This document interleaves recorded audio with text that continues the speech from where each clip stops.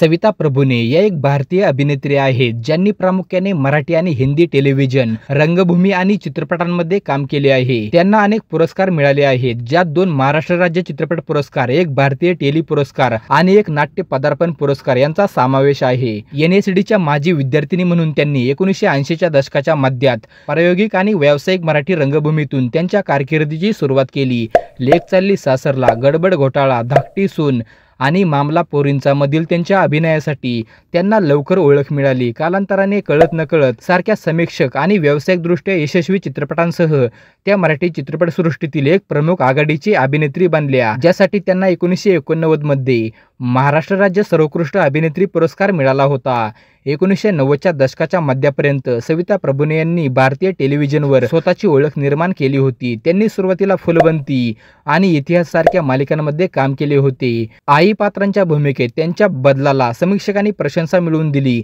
विशेषतः कोशिश, एक आशा, कुसुम आणि काव्यांजली मधील त्यांच्या अभिनयासाठी झी टीव्हीवरील मालिका पवित्र रिश्ता मधील सुलोचना करंजकरांच्या भूमिकेने त्यांना व्यापक लोकप्रियता मिळवली। या भूमिकेने त्यांना अनेक पुरस्कार मिळवून दिले। टेलिव्हिजन यशाबरोबरच त्यांनी थिएटर आणि चित्रपटांमध्ये काम करणे सुरूच ठेवले। 4 दिवस प्रेमाचे, मुंबई पुणे मुंबई 2 आणि मिस यू मिस्टर या मालिकेत उल्लेखनीय कामगिरी करून नंतरच्या मालिकेने त्यांना फिल्मफेअर मराठी नामांकन मिळवून दिले। त्यांच्या इतर काही उल्लेखनीय कामांमध्ये खुलता काही खुलेना, तुझसे हे राबता आणि स्वाभिमान, शोध अस्तित्वाचा या दूरचित्रवाणी कार्यक्रमांचा समावेश आहे। सविता प्रभूणे यांचा जन्म 14 जुलै 1964 रोजी महाराष्ट्रातील वाई येथे एका महाराष्ट्रीयन कुटुंबात झाला, ज्यांचे सांस्कृतिक मूल्ये खोलवर रुजलेली होती। सविता प्रभूणे यांचे वडील एक प्रसिद्ध डॉक्टर होते आणि त्यांचा एक धाकटा भाऊ देखील डॉक्टर आहे आणि तो पुण्यात स्थायिक आहे। लहानपणापासूनच सविताला अभिनयात रस होता। बॅचलर ऑफ आर्टचे प्राथमिक शिक्षण पूर्ण केल्यानंतर त्यांच्या वडिलांनी त्यांना परफॉर्मिंग आर्ट्समध्ये औपचारिक शिक्षण घेण्यास प्रोत्साहित केले। त्या नवी दिल्लीतील प्रतिष्ठित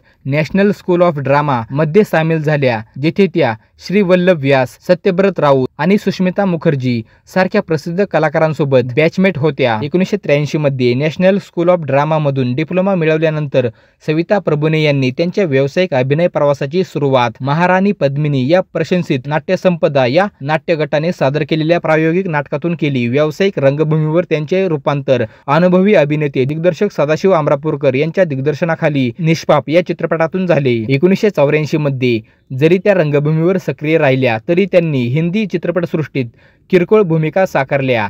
त्यांनी गोविंद निहलानी दिग्दर्शित NFDCच्या पार्टीमध्ये काम केले, जिथे त्यांनी शफी इनामदाराच्या व्यक्तिरेखेची चाहतीची भूमिका केली आणि राजश्री प्रोडक्शनच्या अबोधमध्येही त्यांनी माधुरी दीक्षितच्या मेव्हणीची भूमिका साकारली। सविता प्रभूणे यांना आघाडीची अभिनेत्री म्हणून यश मिळाले ते अशोक सराफ यांच्या विरुद्ध असलेला हा विनोदी नाटक चित्रपट गडबड घोटाळा या चित्रपटामधून, जिथे त्यांनी भीमरावांच्या मुलीची भूमिका साकारली। प्रेम आणि तिच्या वडिलांच्या राजकीय आकांक्षांचा समतोल साधणारी एक प्रामाणिक तरुणी चित्रपटाच्या मुख्य पात्रांवर चित्रित केलेला तुझे माझे नाथे राजा हा डिस्को क्रमांक 1980च्या दशकात लोकप्रिय झाला। या यशानंतर बिपिन वर्टी दिग्दर्शित खरा वारसदार आला, ज्यामध्ये त्यांनी त्यांच्या मानसिकदृष्ट्या अपंग पतीच्या कल्याणासाठी समर्पित असलेल्या समर्पित पत्नीच्या भूमिकेत मार्मिक अभिनय केला। त्याच वर्षी त्यांनी धाकटी सून मध्ये NS वैद सोबत पुन्हा एकत्र आल्या, ज्यामध्ये त्या प्रमुख सुनेची भूमिका साकारत होत्या, जी एक लवचिक आणि स्वाभिमानी महिला होती, जी प्रतिकूलतेला यशात बदलते आणि शेवटी एक उद्योजक बनते। या प्रत्येक चित्रपटाने व्यावसायिकदृष्ट्या चांगले प्रदर्शन केले आणि मराठी चित्रपटसृष्टीतील एक उदयोन्मुख मुख्य अभिनेत्री म्हणून त्यांची प्रतिमा मजबूत केली। त्यांचा हा वेग कायम ठेवत त्या पुढच्या वर्षी अनेक चित्रपटांमध्ये दिसल्या। यामध्ये दिलीप प्रभावळकर यांच्यासोबत छक्के पंजे हा एक रोमॅन्टिक कॉमेडी चित्रपट होता। वहिनी साहेब हा एक कौटुंबिक नाटक चित्रपट होता, ज्यामध्ये त्यांनी मुख्य भूमिका साकारली होती। आणि खरं कधी बोलू नये हा रवी नमाडे दिग्दर्शित विनोदी चित्रपट होता, ज्यामध्ये त्यांनी लक्ष्मीकांत बेर्डे यांच्यासोबत भूमिका केली होती। 1988 मध्ये आलेल्या त्यांच्या चित्रपटांमध्ये मामला पोरींचा हा हॉलिवूडच्या क्लासिक 9 to 5 चे मराठी रूपांतर होते, जिथे त्यांनी एका काम बॉसला तोंड देणाऱ्या तीन हट्टी काम करणाऱ्या महिलांपैकी एकाची भूमिका केली होती। अशोक सराफ, लक्ष्मीकांत बेर्डे आणि निवेदिता जोशी यांच्यासह अभिनय असलेला हा चित्रपट बॉक्स ऑफिसवर मोठा हिट ठरला आणि या चित्रपटाचा नंतर हिंदीमध्ये हॅलो डार्लिंग या नावाने पुनर्निर्मिती झाली। त्या वर्षी त्या उषा चव्हाण दिग्दर्शित गौराचा नवरा मध्येही एका घरगुती कामगाराच्या भूमिकेत दिसल्या। 1989 मध्ये प्रदर्शित झालेला त्यांचा एकमेव चित्रपट फेकाफेकी हा बिपिन वर्टी दिग्दर्शित आज की ताजा खबर या हिंदी चित्रपटाचा मराठी रिमेक होता। या चित्रपटात त्यांनी अशोक सराफ यांच्यासोबत एक हुशार आणि संशयास्पद पत्नीची भूमिका केली होती आणि त्यात तीक्ष्ण विनोद आणि गोंधळाचे मिश्रण समीक्षण आणि व्यावसायिकदृष्ट्या प्रशंसित झाले होते. दिग्दर्शक NS वैद यांच्यासोबत त्यांचा तिसरा सहयोग असलेल्या कुलदीपक मध्ये त्यांनी सासऱ्यांनी सोडून दिलेल्या विधवेची भूमिका साकारली, जी तिच्या पतीच्या हत्येनंतर तिच्या मुलाला एकटे वाढवत होती. पुढे तिने धडकामध्ये बचाव पक्षाच्या वकिलाची भूमिका साकारली, जो एक कोर्टरूम ड्रामा होता, जो उशिरा प्रदर्शित झाला, परंतु रवींद्र महाजनी यांच्या शेवटच्या मुख्य भूमिकेत तो उल्लेखनीय होता. 1992 मध्ये प्रसिद्ध लेखक नारायण सीताराम फडके यांच्या कथेवर आधारित फुलवंती या संगीत नाटकातून त्यांचं टेलिव्हिजनवर पदार्पण झालं. उषा मंगेशकर निर्मित आणि दूरदर्शनवर प्रसारित झालेल्या या मालिकेत अरुण गोविल, अर्चना जोगळेकर आणि सविता प्रभूने यांनी अभिनय केला होता. व्यंकटेश्वरी नरसिंह शास्त्री यांच्या प्रतिष्ठित पत्नी लक्ष्मीची भूमिका केली होती.